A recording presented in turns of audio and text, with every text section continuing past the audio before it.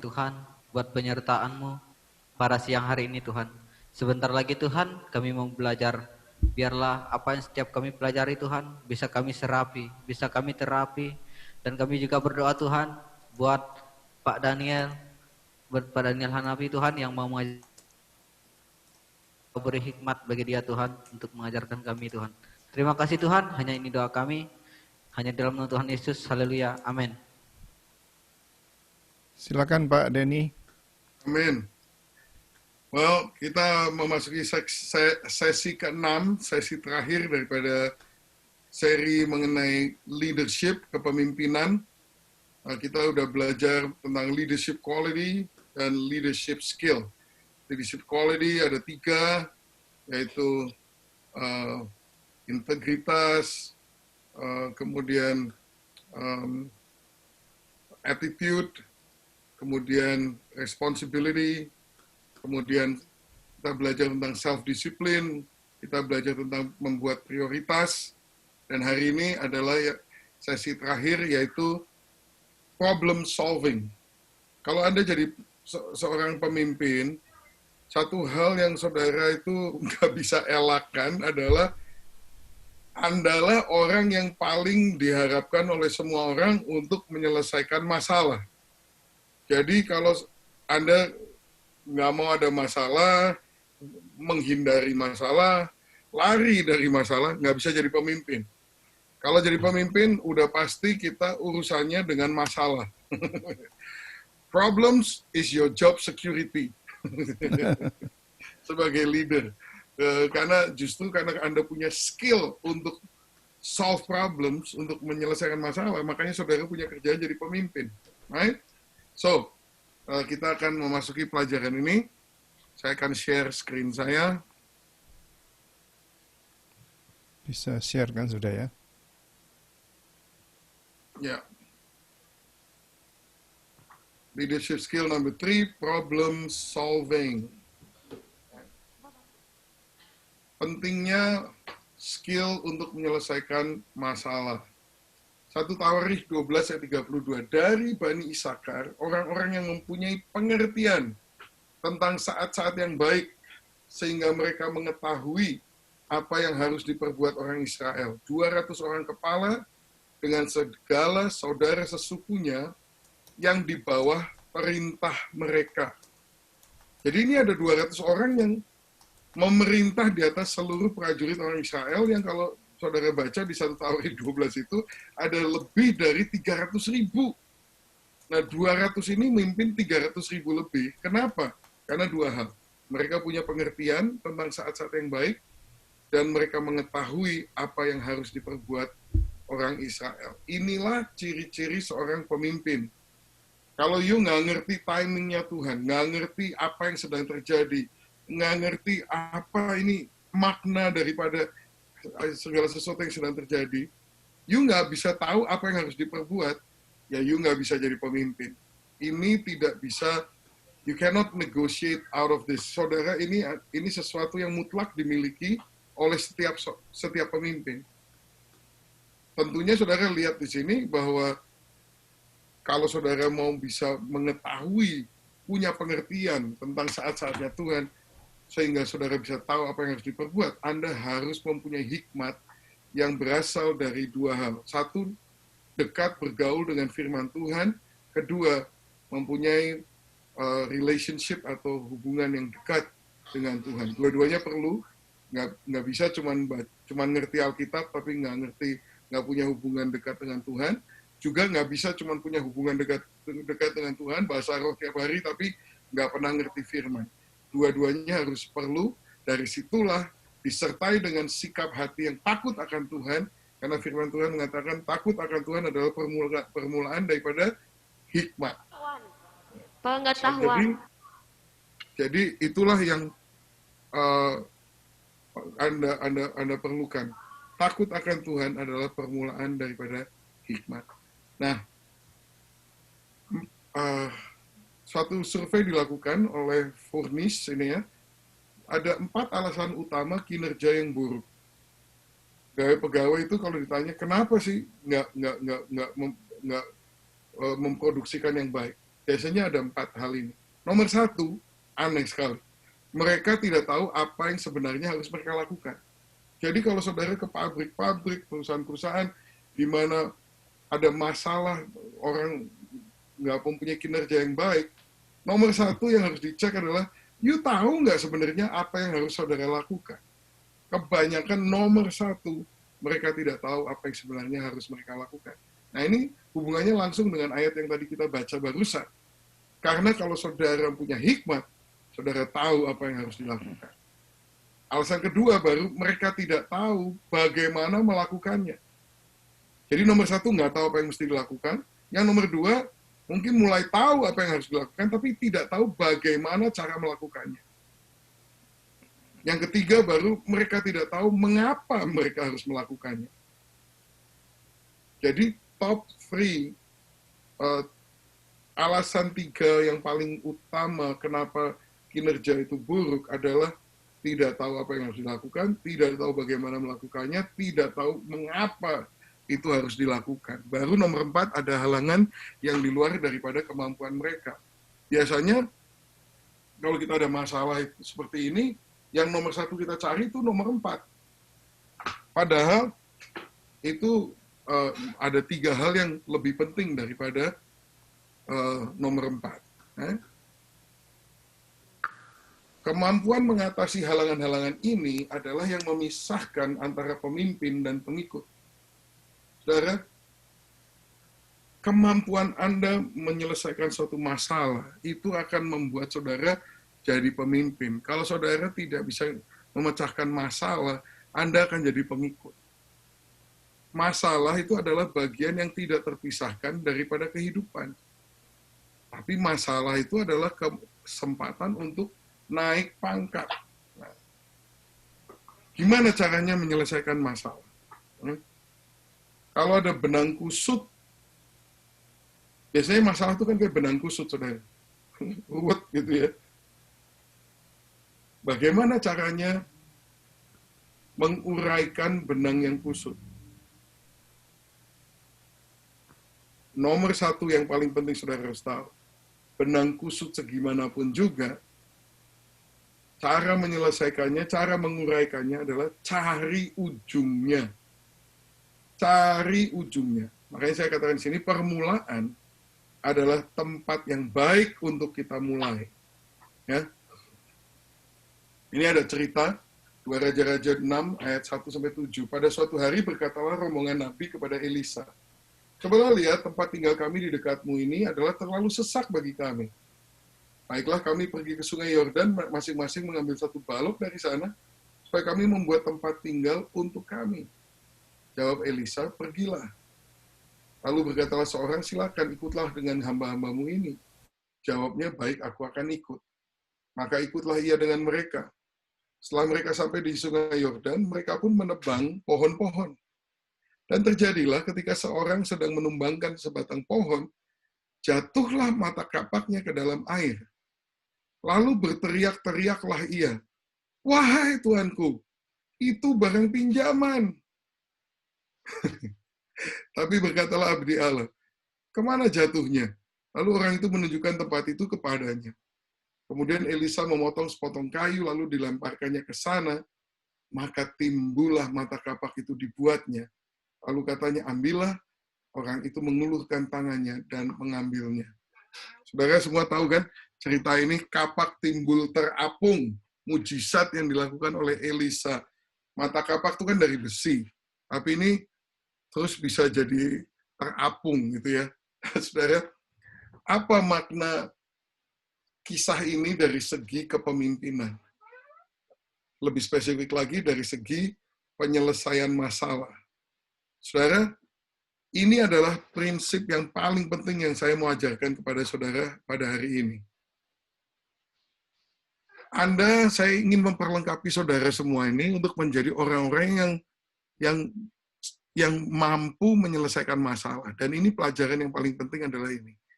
Untuk menyelesaikan masalah, selalu mulai dari permulaan.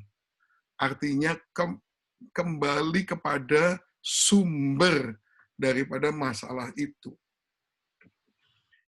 Mereka ini lagi nebang kayu karena mau bikin tempat tinggal buat para nabi-nabi. Mata kapaknya jatuh ke dalam air. Lalu orang itu teriak-teriak, wahai Tuanku, itu barang pinjaman. Nah, itu biasanya begitu, saudara. Jadi masalahnya, mata kapak itu jatuh di air. Tapi ini menimbulkan masalah lain, yaitu bahwa itu barang pinjaman. Nah, tapi saudara lihat bagaimana Elisa menanggapinya. Ini biasanya masalah itu begini. Masalahnya ini, tapi menimbulkan masalah lebih besar di sini, ditanggapi lebih besar lagi di sini, dan akhirnya masalah ini menjadi besar. Elisa cuma nanya, jatuhnya di mana? Nah, banyak orang itu ya, kalau nggak belajar dari Elisa, begini saudara. Kapak jatuh di air, orang teriak, wahai Tuanku, itu barang pinjaman. Terus bayangkan kalau Elisa jawabnya, pinjam dari siapa? Dari mertua saya. Waduh, yang mana? Mertua yang galak atau mertua yang baik? Yang galak. Waduh, celaka. Wah, ini tambah besar. Masalahnya tambah besar. Sebetulnya kalau dipikir ya, kenapa dia ngomong, wahai Tuanku, itu barang pinjaman? Kan nggak ada hubungannya. Mau pinjem kayak, mau beli kayak, mau dikasih warisan kayak. Masalahnya kan tetap sama. Mata kapak itu jatuh di dalam air. Tapi orang tidak fokus kepada masalahnya, tidak fokus pada akar permasalahannya, malah pusing dengan akibatnya. Akibatnya itu hal yang sekunder sebetulnya. Cuman itu barang pinjaman, dia udah nggak bisa fokus. Mungkin yang minjemin dia tuh orangnya galak. Waduh, ini nanti kalau dia tahu kapaknya hilang, wah suruh ganti 10 kali. Nah, untungnya Elisa itu punya prinsip kepemimpinan yang perlu kita pelajari pada hari ini. Kalau ada masalah, kembali kepada sumbernya. Masalahnya itu apa? Nah, ini namanya principle-based problem solving. Principle-based decision making. Saya paling anti sama yang namanya win-win solution. Pernah dengar nggak win-win solution? Bagaimana caranya kita membuat solusi di mana si ini senang, semuanya dapat sesuatu. Itu saya paling anti dengan win-win solution. Kenapa? Karena orientasinya keliru. Orientasinya adalah kepada akibat. Meminimalkan akibat yang buruk, memaksimalkan akibat yang dinilai positif. Tapi belum tentu sama sekali hal itu menyelesaikan masalah yang sebenarnya. Saya tidak percaya win-win solution, saya percaya principle-based solution. Contohnya, itu ya, waktu ini ada satu anak di youth di gereja saya, umur 15, tahu-tahu hamil, saudara. Waduh, umur 15 hamil, kayak Maria aja tuh. Nah, tapi ini bukan Roh Kudus, ini ada cowok yang nggak ke gereja, baru sekali datang ke gereja dan sebagainya, ngehamilin orang. Pacaran mungkin baru sebulan, udah hamil, gebleknya tuh.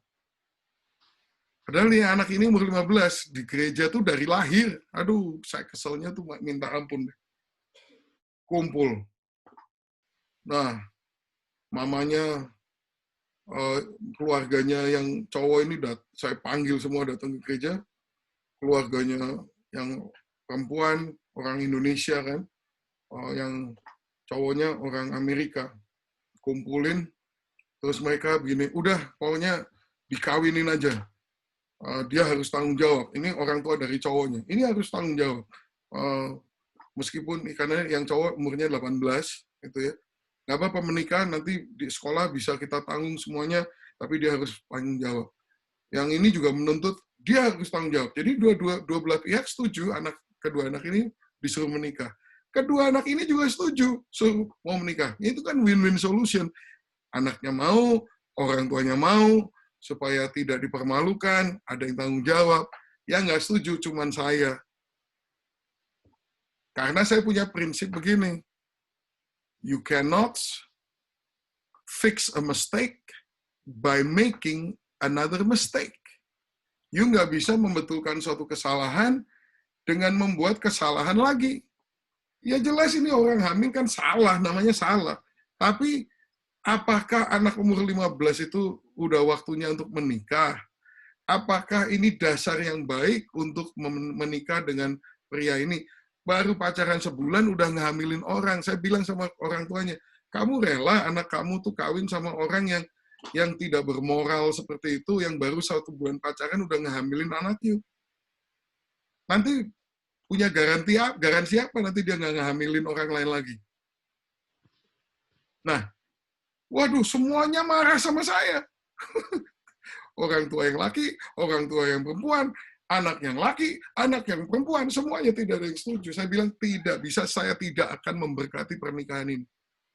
Bukan berarti saya melarang kalian cinta dengan satu dengan lain dan mau menikah, tapi sekarang bukan waktunya. Yang sudah terjadi dia hamil ya sudah. Nanti berapa bulan lagi melahirkan ya sudah ditanggung. Ya kita harus menanggung akibat daripada dosa kita sendiri. Dan memang kamu sebagai pihak perempuan ya lebih rugi daripada pihak pria. Memang ya begitulah. Mau gimana lagi? Tetapi kalau dia selama paling nggak nunggu 3 tahun deh, kalau dia masih bisa setia sama kamu, 3 tahun lamanya, dia melakukan bagiannya, tanggung jawab, setia, mendukung secara finansial, dan sebagainya, 3 tahun, kamu umur 18, silahkan kawin sama dia. Baru 6 bulan, dia ngehamilin cewek lain, saudara. Baru orang tuanya kamsia-kamsia sama saya. Waduh. Baru akhirnya, nah sampai sekarang ini anak masih single, anaknya sekarang udah umur 10 kali itu, atau 8, ada di gereja saya, dua-duanya bertumbuh. Pak ibu dengan anak, dia bersyukur sekali nggak jadi sama yang itu, karena itu hidupnya kacau sekali. Pikir pakai logika. Pacaran sebulan udah ngehamilin. Itu kualitas apa sebagai pria itu? Masa mau kawin sama yang begitu? Ya tapi dia udah keburu dihamil. Ya nggak bisa membenarkan sebuah kesalahan dengan membuat kesalahan lagi. Nah itu artinya principle-based decision making. Kita membuat keputusan berdasarkan prinsip, bukan berdasarkan segala faktor-faktor yang lain. Apalagi win-win solution. Ya ini kan yang penting menutup aib, malu, apa segala macam. Ya peduli amat. Mau malu, mau apa. Yang penting daripada nanti kamu kawin sama orang yang salah, mendingan single seumur hidup. Nah itu saudara. Anda sebagai seorang pemimpin, semua orang nggak ada yang setuju dengan saya. Tapi setelah semuanya lewat, baru semua orang, aduh untung ya kita dulu ngikut nurut sama Pak Denny. Itu ya makanya itulah sebabnya saya seorang pemimpin. Karena saya harus tahu apa yang orang itu harus lakukan sesuai dengan prinsip firman Tuhan. Semua saudara kita bisa belajar hal ini, tapi saudara harus belajar dari Elisa. Namanya principle-based decision making. Jadi, ketika kapak itu jatuh, dia tanya, di mana tempatnya? Karena dia harus tahu sumber masalahnya itu apa. Nah, di situ dia melemparkan kayu. Of course, itu simbol dari kayu. Tiap kali ada kayu dilempar itu kan, itu simbolnya kayu salib Tuhan Yesus itu. Artinya, dia lempar ke situ, karena Yesus sudah menang di kayu salib, dia adalah sumber segala solusi dari setiap masalah yang akan pernah kita hadapi, saudara. Jadi, dia harus tahu di mana sumbernya, disitulah dia lemparkan kayu, dan disitulah terjadi mujizat, di mana mata kapak itu bisa terapung, saudara. Jadi mujizat itu terjadi ketika kita mengidentifikasi sumber masalah dan kita mengaplikasikan kuasa salib Kristus di tempat itu. Jadi dalam contoh tadi, waktu anak ini hamil, saya membawa salib Kristus ke situ, Yesus mengampuni dosanya. Tapi bukan berarti Tuhan Yesus mengampuni dosanya, terus dia buat dosa lagi, kawin sama orang yang belum terima Tuhan Yesus. Jadi saya bilang sama dia, udah, lepaskan dia, kalau dia masih cinta kamu selama 3 tahun dan kemudian dia terima Tuhan Yesus dan sebagainya, saya tidak akan menghalangi. Tapi kalau sekarang mau kawin, saya tidak akan memberkati, dia belum terima Tuhan, kelakuannya modelnya begini. Nah, saudara, ini prinsip. Jadi, kuasa salib Kristus itu bisa saudara aplikasikan di dalam setiap akar permasalahan. Disitulah Tuhan akan melakukan suatu mujizat untuk menyelesaikan masalah. Tapi kebanyakan orang tuh nggak kayak gitu. Mereka lebih peduli dengan akibat-akibat. Mata kapaknya jatuh, oh, itu barang pinjaman. Pinjam dari siapa? Waduh, gimana caranya? Kita akhirnya nggak pernah menuju kepada akar daripada permasalahan itu sendiri. Ya.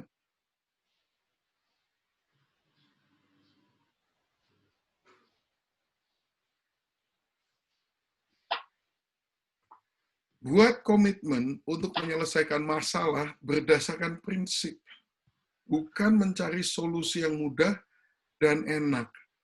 Kita belajar dari ini cerita ini. Rut 1 ayat 1-5. Pada zaman para hakim memerintah, ada kelaparan di tanah Israel. Lalu pergilah seseorang dari Bethlehem Yehuda beserta istrinya dan kedua anaknya laki-laki ke daerah Moab untuk menetap di sana sebagai orang asing. Nama orang itu ialah Elimelek, nama istrinya Naomi, dan nama kedua anaknya Mahlon dan Kilion. Semuanya orang-orang Efrata dari Bethlehem Yehuda. Dan setelah sampai ke daerah Moab, diamlah mereka di sana. Kemudian matilah Elimelek, suami Naomi, sehingga perempuan itu tertinggal dengan kedua anaknya. Keduanya mengambil perempuan Moab, yang pertama bernama Orpa, yang kedua bernama Rut. Dan mereka diam di situ kira-kira 10 tahun lamanya. Lalu matilah juga keduanya, yakni Mahlon dan Kilion, sehingga perempuan itu kehilangan kedua anaknya dan suaminya. Waduh, hal ini beruntun ya, saudara.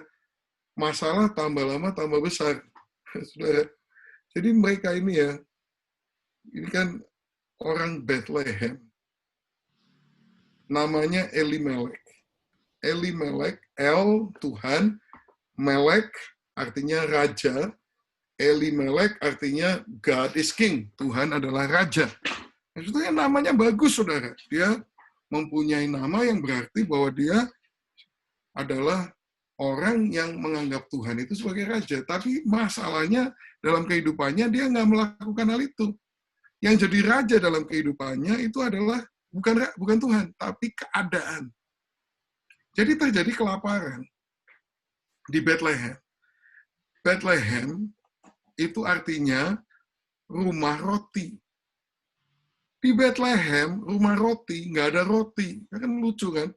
Warung bakmi, nggak ada bakmi. Nah itu kan, pondok sate, nggak ada sate. Bethlehem, rumah roti, nggak ada roti. Gimana sih? Nah itu keadaannya. Nah saudara, kalau saudara mengalami keadaan seperti demikian, jadikan suatu prinsip dalam hidupmu untuk kembali kepada Tuhan. Kalau di rumah roti, sampai nggak ada roti, jangan cuma bereaksi, tapi kembalilah kepada Tuhan dan bertanya, Tuhan, kenapa di rumah roti nggak ada roti? Kenapa? Apa yang terjadi? Apa yang salah? Mungkin kami ini perlu bertobat sebagai bangsa Israel. Katanya Tuhan itu raja. Tapi saya nggak lihat Tuhan itu raja dalam kehidupannya. Dia melakukan sama seperti orang-orang biasa yang lainnya. Begitu ada kelaparan di sini, ya pindah. Tahun 98 banyak ada kerusuhan di Indonesia, banyak sekali yang pindah ke Amerika. Lagi rusuh pindah Amerika. Begitu rusuhnya udah enggak, ya pada balik ke Indonesia. Orang yang tidak bertuhan, kerjanya begitu. Dia cuma lihat keadaan. Oh, di sini kelaparan, pindah sana. Nggak ingat bahwa dia tuh orang Bethlehem. Tuhan menempatkan mereka di situ, mempunyai seorang. Kalau saudara baca seluruh ceritanya, mereka tuh sebetulnya mempunyai bagian di dalam tanah Caranya Yehuda. putus-putus, Pak. Oh, sorry. Jadi sebetulnya kalau saudara baca seluruhnya, kisah Rut ini, mereka tuh punya bagian, mempunyai warisan di tanah yang ditetapkan oleh Tuhan untuk mereka.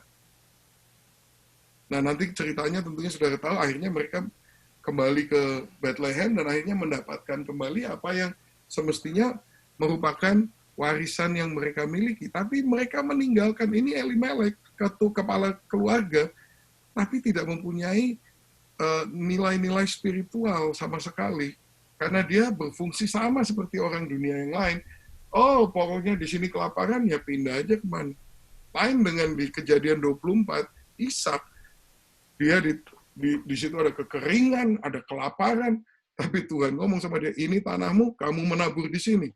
Dia menabur di tengah-tengah kelaparan, dan tahun itu juga firman Tuhan mengatakan dia menuai 100 kali lipat. Nggak cuman pakai otaknya orang yang nggak kenal Tuhan. Sayang Elimelek melakukan begitu. Namanya sih God is King, tapi dia nggak konsultasi dengan Tuhan sama sekali. Kelaparan di Bethlehem, nggak ada roti di rumah roti. Dia pergi ke Moab. Moab itu bukan tempatmu. Moab itu bukan bagianmu. Di Moab ada makanan. Kenapa kamu pindah ke Moab? Kamu kan orang Bethlehem Efrata.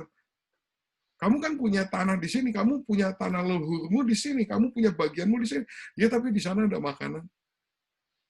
Orang ini karnal, saudara, kedagingan, nggak punya nilai spiritual. Makanya apa? Mati. Mati. Anaknya mati juga, saudara. Nah, ini perlu kita perhatikan. Jangan mengambil keputusan berdasarkan apa yang mudah dan enak begitu saja. Buatlah keputusan selalu itu dari mana? Dari prinsip. Aku Elimelek. Tuhan adalah rajaku. Dia menempatkan aku di Bethlehem, rumah roti. Yang saat ini tidak ada roti. Berarti saya harus bertanya, berdoa, bersyafaat, bertobat di hadapan Tuhan. Kenapa di rumah roti kok bisa nggak ada roti? Itu pasti sesuatu yang salah. Nggak cuma asal model pindah semaunya sendiri. Nanti saudara kan ngalami, saya dipanggil sebagai hamba Tuhan, saya ditempatkan oleh Tuhan di Meliau, tapi di Meliau ada banyak tantangan. Oh, di Ketapang ada kelihatannya lebih gampang, pindah. Akhirnya kita mati, saudara. Rohani kita bisa mati. Karena apa? Dan karena kita keluar daripada jalur yang Tuhan sudah tetapkan bagi kita, akhirnya nggak ada buah dari pelayanan kita. Ya, saudara, belajar untuk membuat keputusan bukan berdasarkan yang enak, yang gampang, tapi berdasarkan prinsip.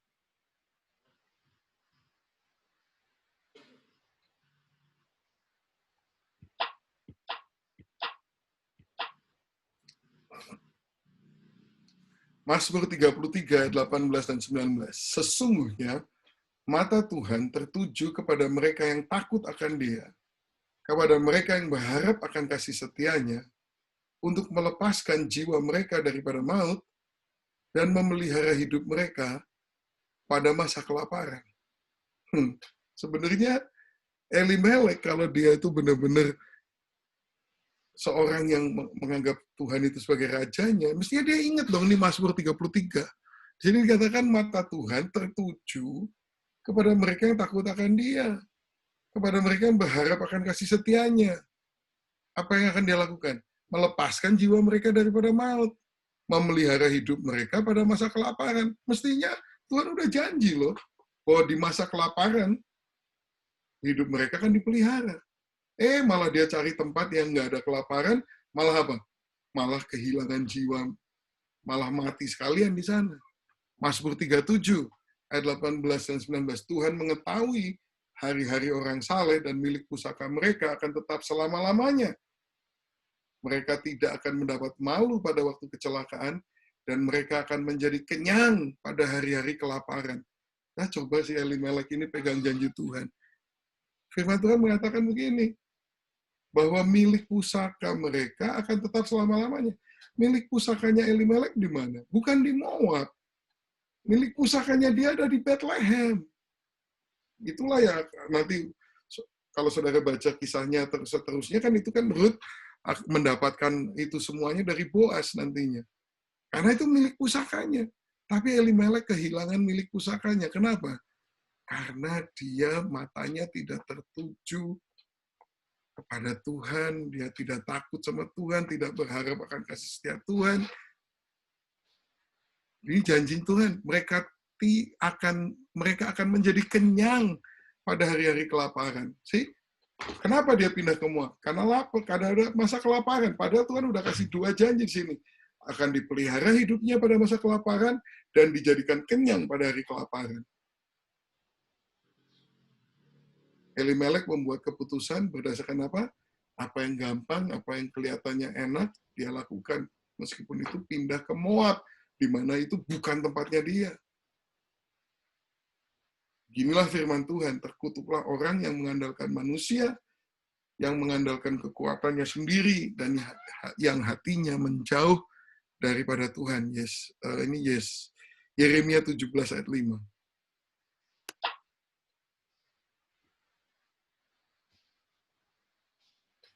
Nah, bagaimana menyelesaikan masalah? Ya, belajar untuk menyimpulkan masalah. Crystallize the problem.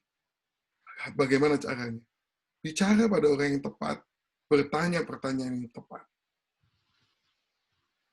Jangan bicara sama orang yang nggak tepat.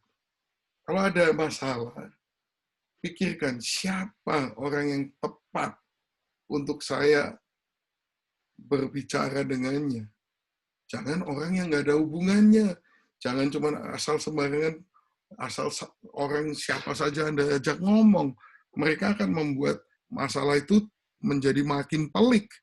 Tapi bicara pada orang yang tepat. Artinya orang yang berhubungan langsung atau yang mempunyai kedewasaan dan punya pengetahuan yang khusus untuk hal itu. Pada orang itu Anda bertanya, apa sebetulnya masalahnya? Ini adalah pertanyaan pertama yang saudara harus selalu tanyakan kalau ada masalah. Apa masalahnya? Bukan akibat-akibatnya, bukan rentengan kejadian-kejadian yang berikutnya, tapi sumber masalahnya itu apa? Kemudian bertanya, apa yang terjadi dan apa yang tidak terjadi di dalam proses ini? Karena segala sesuatu itu ada mempunyai proses. Dan kalau ada sesuatu yang mestinya terjadi, tidak terjadi, atau sesuatu yang mestinya terjadi, tidak terjadi, itu akan menimbulkan masalah. Tanya ini lagi, prinsip apa yang dilanggar? Nah, prinsip apa yang dilanggar, itu yang harus dibetulkan. Bawa salib Kristus di situ dan bereskan, saudara. Jangan cuman pusing ngurusin akibat. Peter Drucker mengatakan, once the facts are clear, the decisions jump out at you. Begitu fakta-fakta itu jelas, keputusan yang harus dibuat itu mudah sekali untuk dilihat. Saudara, bedakan antara menyelesaikan masalah dan membuat keputusan. Ya. Berikutnya, belajar untuk memprioritaskan. Minggu lalu kita udah belajar tentang prioritas, tapi beginilah, kumpulkan sebanyak mungkin kemungkinan solusi. Jadi kalau Anda punya masalah, Anda udah tahu masalahnya apa yang terjadi, Anda mulai cari solusi. Mungkin ada lebih dari satu solusi. Taruh semua solusi yang saudara bisa pikirkan, kemudian Anda bisa pilih yang mana yang paling benar. Cara yang terbaik untuk mendapatkan ide yang baik adalah untuk memiliki banyak ide. Prioritaskan dan pilih solusi yang terbaik. Bagaimana caranya memprioritaskan? Nomor satu, solusi mana yang paling berpotensi untuk benar. Jadi, benar atau tidak benar, apakah ini kebenaran atau tidak, itu harus merupakan kriteria utama. Solusi mana yang paling berpotensi untuk benar. Kedua, baru solusi yang mana yang paling menguntungkan organisasi Anda. Solusi mana yang memiliki momentum dan waktu yang tepat. Solusi mana yang paling berpotensi untuk sukses. Ini urutannya begini, saudara.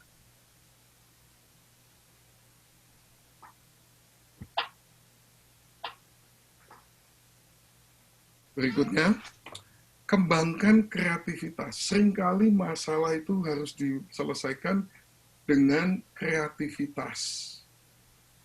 Tuhan itu menciptakan kita kreatif. Kejadian 1 ayat 26 berfirmanlah Allah, baiklah kita menjadikan manusia menurut gambar dan rupa kita. Nah kalau saudara pikirkan hal itu, Tuhan itu menciptakan segala sesuatu itu dari nggak ada jadi ada. Nggak ada yang lebih kreatif daripada Tuhan.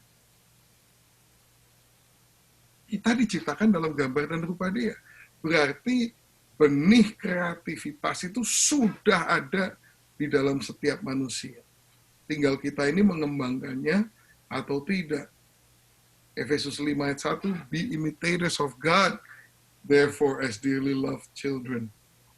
Saudara, marilah kita menjadi peneladan Allah. Mari kita belajar dari Tuhan. Berdoa, amin Tuhan, berikan aku kreativitasmu. Yohanes 10 ayat 10, aku datang supaya mereka mempunyai hidup dan mempunyainya dalam segala kelimpahan. Itu kehendak Tuhan buat kita semua. Kreativitas itu bisa dikembangkan. Ada 3 karakteristik dasar daripada kreativitas. Satu adalah keunikan, novelty. Artinya belum pernah ada, belum pernah didengar, belum pernah dilihat, belum pernah dipikirkan, belum pernah dikembangkan, belum pernah dipakai sebelumnya. Yaitu kemampuan untuk menciptakan sesuatu yang seperti ini, itu adalah kreativitas, saudara. Menciptakan sesuatu yang unik, yang belum pernah ada, belum pernah dengar, belum pernah didengar, belum pernah dilihat, belum pernah dipikirkan, belum pernah dikembangkan, belum pernah dipakai. Kegunaan, artinya nilai fungsional. Anda bisa aja bikin sesuatu yang unik, tapi nggak ada gunanya. Gitu ya. Selain unik, harus berguna. Membawa nilai positif untuk masyarakat dan lingkungan Anda. Jadi, ketika Anda mengembangkan kreativitas Anda mulai dari mencari keunikan. Apa yang belum pernah dipikirin orang yang bisa Anda lakukan. Berguna nggak? Pertanyaan keduanya, ini ada gunanya nggak ini? Dan ketiga, bisa dilipat gandakan atau tidak? Repeatable atau enggak? Atau ini hanya sekedar fenomena, hanya sekedar satu hal yang terjadi satu kali, tidak bisa direncanakan, tidak bisa diulang, hanya kebetulan. Nah, kalau yang kebetulan itu ya percuma, saudara. Itu bukan kreativitas. Sebuah kreativitas adalah unik, berguna, dan bisa direproduksi. Itu adalah pengembangan kreativitas. Ya. Keunikan, kegunaan, dan bisa dilipat gandakan solusi.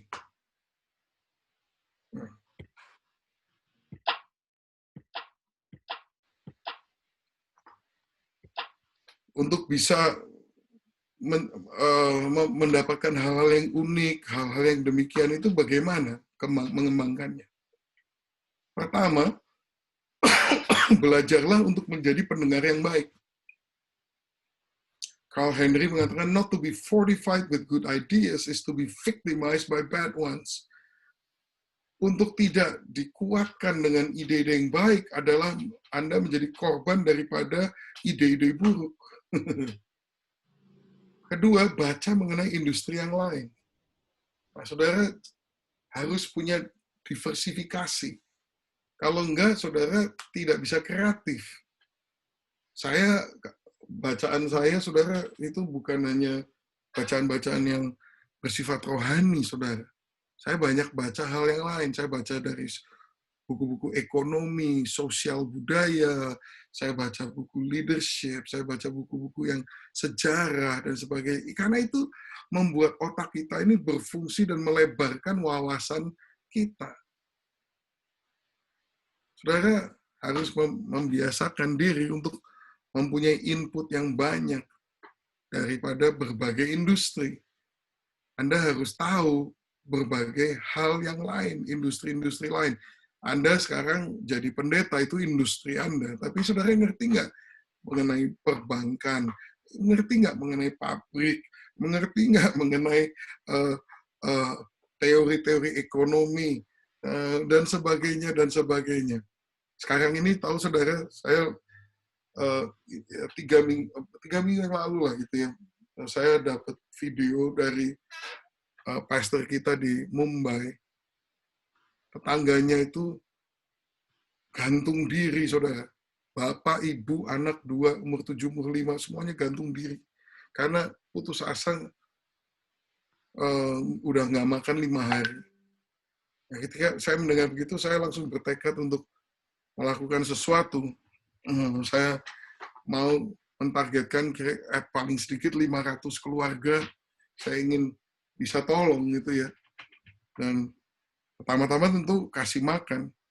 Tapi kedua, saya ini kan yang nggak ngerti pertanian. Saya ini pendeta, saudara. Saya dulu insinyur mesin. Jadi saya pernah punya bisnis, jadi saya ngerti mesin, saya ngerti bisnis, dan saya ngerti jadi pendeta dan jadi penginjil, misionaris. Itu bidang saya.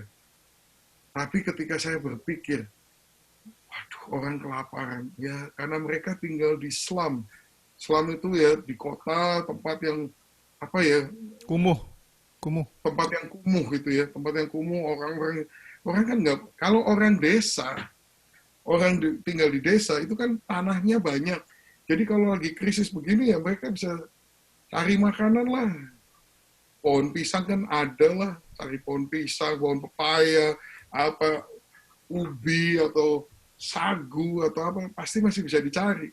Tapi kalau orang tinggal di kota, di daerah kumuh di kota, tanah nggak punya, gimana dia mau cari makanan di mana? Jadi mereka tuh sampai pada kelaparan, 4 hari, 5 hari nggak makan, kasihan banget saudara.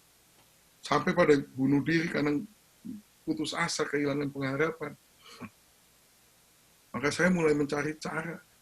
Ternyata ada saudara, kita sekarang kita di LA sedang membuat pilot project vertical gardening, saudara.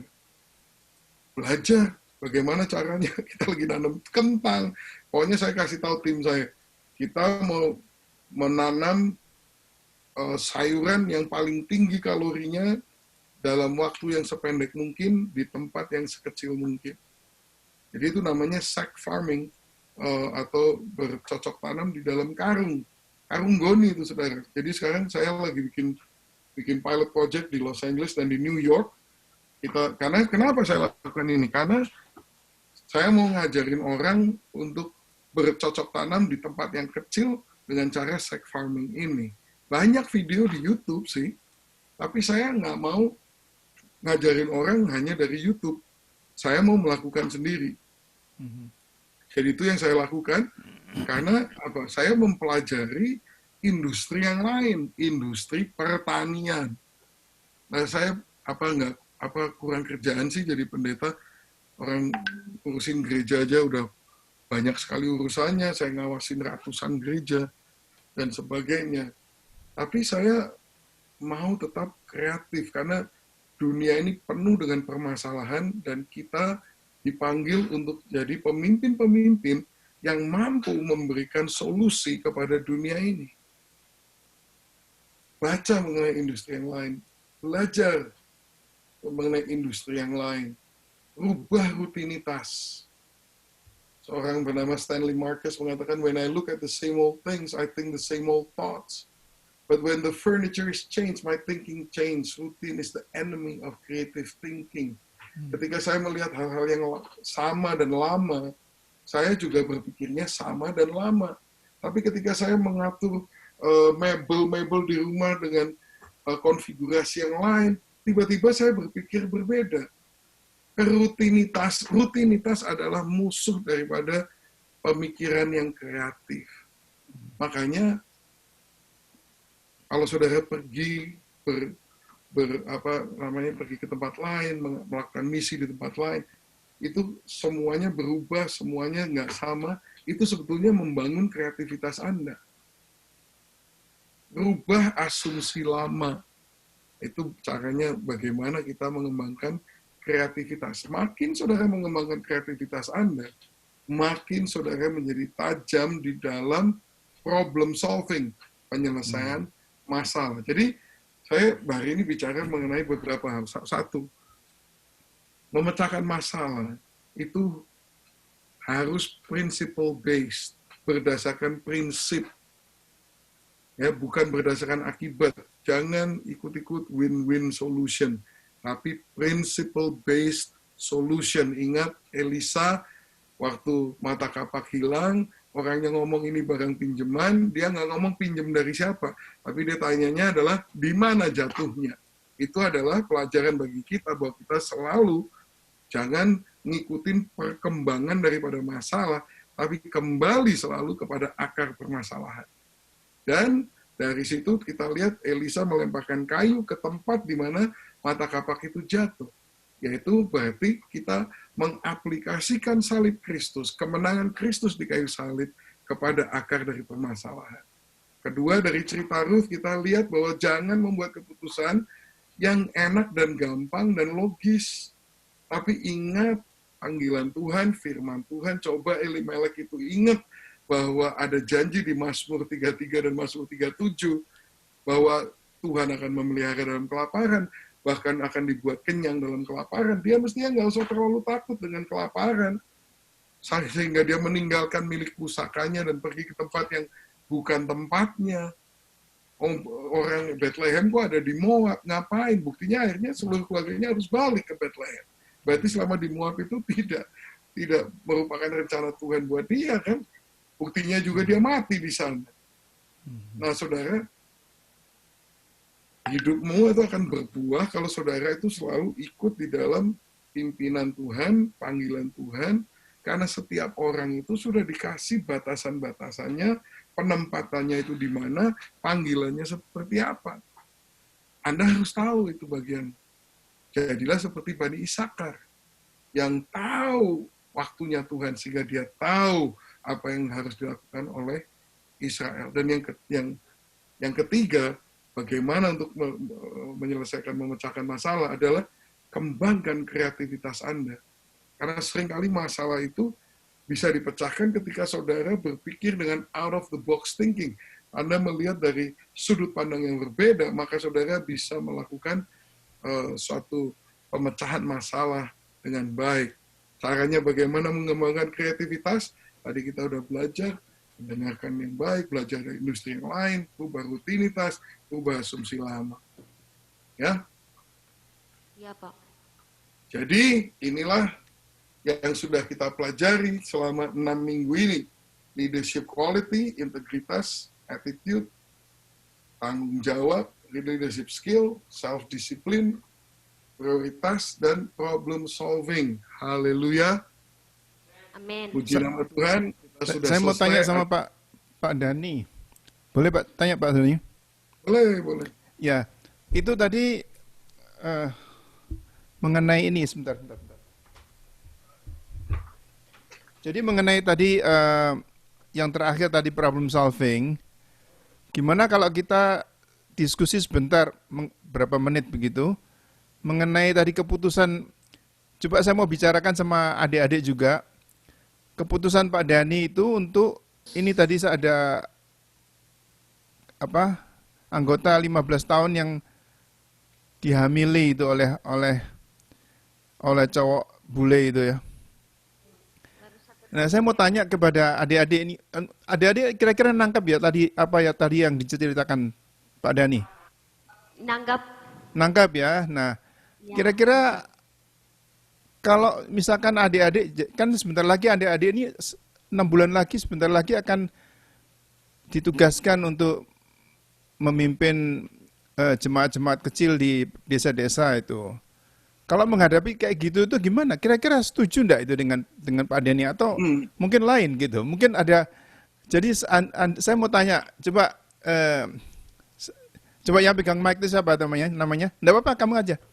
Messi, Pak. Ya, Messi. Nah, Messi ini kalau Messi jemaatnya ada yang 15 tahun tiba-tiba dihamili oleh cowok bule ini, yang bebas Ya. ini ya. Terus lalu kedua orang tuanya, orang tua laki, orang tua perempuan sudah pada setuju mau dikawinin aja gitu. Nah, mau minta diberkati oleh Messi. Kira-kira gimana kalau menurut pendapat Messi? Coba yang lain berpikir juga ya, karena saudara-saudara nggak bisa nggak bisa acuh tak acuh, tapi karena saudara juga akan menghadapi hal-hal yang demikian itu nanti di desa-desa. Menurut saya sih Pak, itu sebenarnya susah ya, karena itu adalah suatu perbuatan dosa yang di mata Tuhan itu tidak baik. Tapi mau gimana lagi Pak, emang memang harusnya seperti itu dan tidak ada cara lain, ya harus dipersatukan.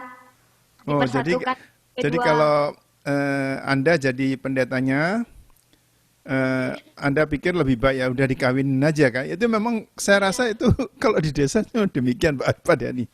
Iya, karena kebanyakan anak-anak di desa tuh seperti itu Pak, mengalami seperti itu, banyak hamil di luar nikah. Kalau sekarang gini, kalau yang hamil itu Kristen, yang laki itu tidak. Terus gimana? Itu sih kalau bisa sih Pak, yang dari misalnya pihak wanita itu Kristen, kalau bisa sih dari pihak wanita harus buat pihak lelaki itu kembali ke Kristen. Jangan sampai yang Kristen itu harus kembali ke orang-orang seberang itu, jangan sampai Pak.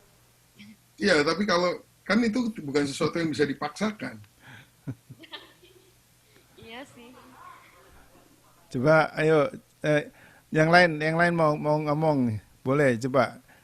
Pak, tadi pertanyaan Bapak kayaknya bagus Pak. Ada satu hal yaitu sedang booming di Kalimantan terutama, saya nggak tahu Kalimantan di mana. Ini namanya Erik ini.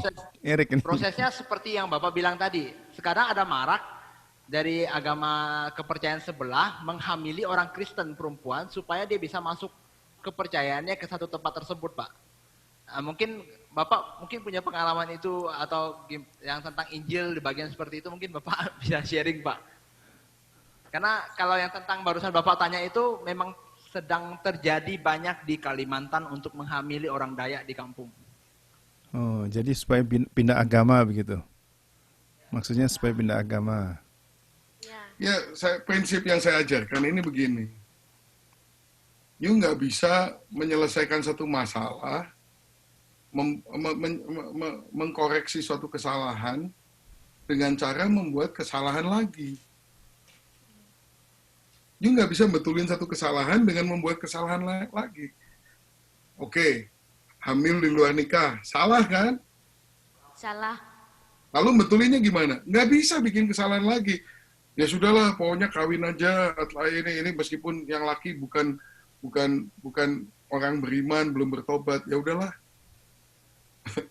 Itu kan namanya membetulkan kesalahan dengan membuat kesalahan lagi. Membuat kesalahan. Ada kepercayaan di antara cewek-cewek gitu, wah nanti saya akan bisa membuat suami saya bertobat nanti. Ada Untuk begitu nggak? Suaminya tobat itu bisa, tapi bertobat belum tentu.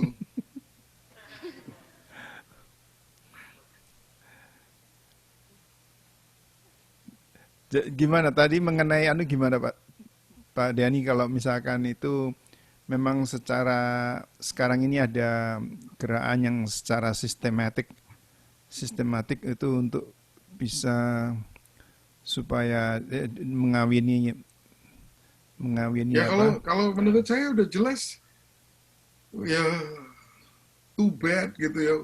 Ini ruginya bagian perempuan itu ya dia hamil ya punya anak ya sudah lah, mau diapain ya sudah, itu musibah yang harus ditanggung, jangan ditambahin lagi dengan musibah yang berikutnya dong. Satu musibah cukup, nggak usah Cukup. ditambahin lagi. Benar. Musibah yang pertama salahmu sendiri. Kenapa mau hamil? Itu kan di rumah ada parang. Potong aja.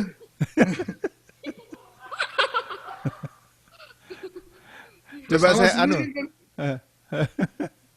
Loh, Coba maksudnya saya kalau kita udah salah, ya kita harus tanggung kesalahan kita lah, gimana? Jangan ditambahin lagi dengan bikin salah lagi dong. Sekarang gini ya, maksud saya begini, membuat keputusan kan harus kepada prinsip. Ya. Sekarang urusan menikah dengan urusan hamil di luar nikah ini tidak ada hubungannya satu dengan yang lain.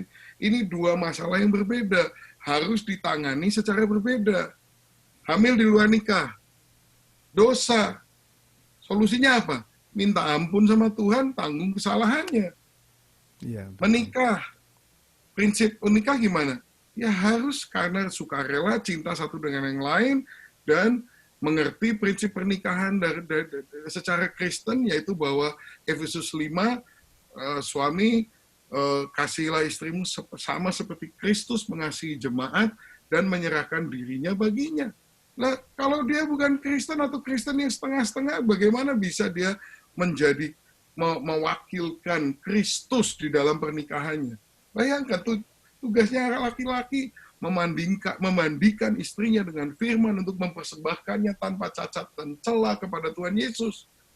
Nah, kalau dia aja Kristen yang nggak jelas atau bahkan bukan Kristen, gimana dia bisa memenuhi panggilan Tuhan di dalam pernikahan ini? Nah, jadi dasar keputusan mau menikah atau tidak itu harus syarat di Alkitab itu yang harus menjadi first consideration, menjadi dasar daripada pembuat keputusan itu, bukan karena sudah hamil. Itu tidak ada hubungannya. Secara budaya itu semuanya melakukan begitu. Kenapa? Karena kita menuhankan rasa malu, rasa aib kita. Itu yang jadi Tuhannya suku-suku ini. Bangsa kita, orang timur, itu kehormatan, nggak peduli dalamnya bobrok atau enggak, tapi asal kelihatannya bagus dari luar, itu yang lebih penting. Itu kan tidak alkitabiah, itu harus dibongkar semuanya. Kita harus menyesuaikan budaya kita, itu sesuai dengan budaya Alkitab. Budaya malu daripada bangsa kita di timur ini adalah budaya munafik. Itu harus diperangi. Anda sebagai hamba-hamba Tuhan harus punya standar, bukan standar adat, standarnya firman Tuhan dong. Amin. Amin. Jadi pengajaran hari ini lebih real, lebih nyata gitu loh. Jadi tidak abstrak ya. Jadi Pak. saudara menghargai akan guru-guru, pendeta-pendeta yang telah mengajar dengan baik ya. Yuk kita tutup dengan doa. Siapa? Mungkin Pak Dani mau menutup juga boleh. Oke. Bapak yang makasih, mari kita berdoa. Bapak yang makasih, aku serahkan hari ini kepada Engkau. Pelajaran yang kami terima pada hari ini, Tuhan, ini mungkin tidak begitu mudah untuk ditelan dan dicerna begitu saja, karena seringkali prinsip-prinsip Alkitab ini tidak sejalan dengan prinsip-prinsip adat, prinsip-prinsip lingkungan, prinsip-prinsip budaya setempat, Tuhan. Tapi kami harus kembali kepada firman Tuhan. Apa yang merupakan kebenaran yang mutlak, apa yang merupakan kebenaran yang kekal di dalam firman-Mu, Tuhan. Jangan sampai kami itu membuat keputusan berdasarkan adat manusia, berdasarkan budaya manusia. Karena kami sebagai pemimpin-pemimpin di rumah Tuhan, kamilah yang harus menegakkan standar daripada firman Tuhan yang mewarnai semua keputusan, semua pola hidup daripada kami di dunia ini. Budaya kami harus berubah, menyesuaikan dengan Alkitab, bukan sebaliknya. Berikan kami kejelasan ya Tuhan, ketajaman untuk melihat firman Tuhan dan bagaimana menerapkannya di dalam budaya kami masing-masing, di dalam lingkungan di mana kau tempatkan untuk melayani. Tolong hamba-hambamu ini Tuhan, supaya kami menjadi terang di dalam kegelapan, menjadi suara yang jelas di dalam kebingungan zaman masa ini ya Tuhan. Biarlah firman-Mu menjadi jelas dalam kehidupan kami, dan kami menjadi pelita firman bagi semua orang di sekitar kami. Terima kasih ya Bapa, berkati umat-Mu, berkati anak-anak-Mu, berkati hamba-hamba-Mu, dan biarlah semua pelajaran yang kami telah dengar ini boleh berakar dan bertumbuh dan berbuah dengan lebat dalam kehidupan dan pelayanan kami masing-masing. Sehingga nama-Mu dipermuliakan, kerajaan-Mu datang, kehendak-Mu jadi di bumi seperti di surga. Di dalam nama Tuhan Yesus kami berdoa. Amin. Amin. Amin. Terima kasih Pak Denny. Thank you, Pak. Semua, Tuhan God bless berkati you semua. semuanya. See you next time. God bless you. God bless God you. bless you. God bless you. Bye.